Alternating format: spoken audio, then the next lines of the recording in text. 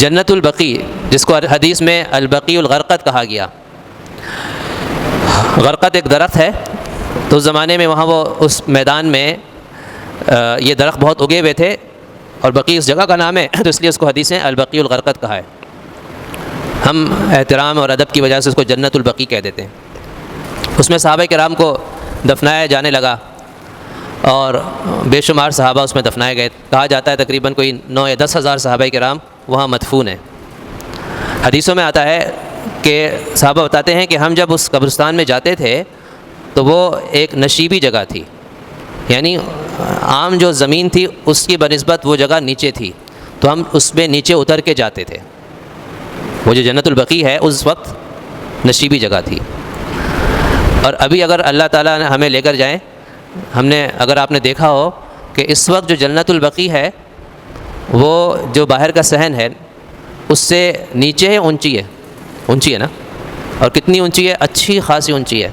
کتنی سیڑھیاں اوپر چڑھتے رہو، پھر وہ اس کی اونچائی آتی ہے جنت البقیع کی۔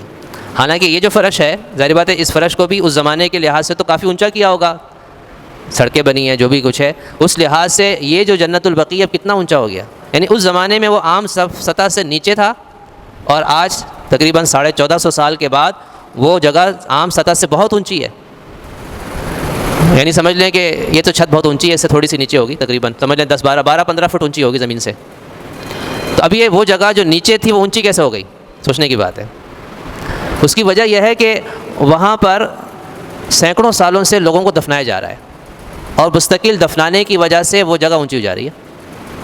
یعنی 1450 سال سے مستقل دفنایا جا رہا ہے نا، جو بھی مدینہ منورہ میں انتقال کرتا ہے اس کو وہاں دفنا دیتے ہیں۔ ایک اور قبرستان بھی اب وہاں کی سعودی گورنمنٹ کوشش کرتی ہے کہ جنت البقیع میں ہر ایک کو نہ دفنایا جائے، جو قریب کے لوگ جو ہیں رہائشی ہیں ان کو دفنایا جائے، دور کے رہائشی ان کو کہتے ہیں کہ وہ احد کی طرف دفنایا جائے، لیکن پھر بھی اتنے صدیوں سے وہاں دفنایا جا رہا ہے، جس کی وجہ سے کیا ہو گئی؟ جگہ اونچی ہو گئی۔ تو اس سے معلوم ہوتا ہے کہ وہاں پر یہ دستور اس زمانے سے چلا آ رہا ہے کہ ایک قبر میں دوسری میں تیسری میں چوتھی میں پانچویں میں چھٹی۔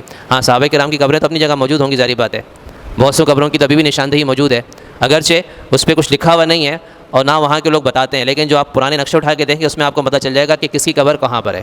اس میں اور اس قبرستان میں سب سے برگزیدہ شخصیت جن کی اس قبر ہے وہ حضرت عثمان غنی رضی اللہ عنہ ہے۔ ظاہر بات ہے خلفائے راشدین میں، باقی 2 حضرات تو آپ صلی اللہ علیہ وسلم کے پہلو میں دفن ہے نا، صدیق اکبر عمر فاروق رضی اللہ عنہ، اور حضرت عثمان غنی رضی اللہ عنہ یہاں دفن۔ آپ صلی اللہ علیہ وسلم کی تمام ازواج سوائے 2 کے، حضرت میمونہ اور حضرت خدیجہ، ان کے علاوہ باقی جو 9 آپ صلی اللہ علیہ وسلم کی بیویاں ہیں وہ یہیں پر مدفون ہیں۔ آپ صلی اللہ علیہ وسلم کی تمام صاحبزادیاں اور تمام صاحبزادے یہیں مدفون ہیں۔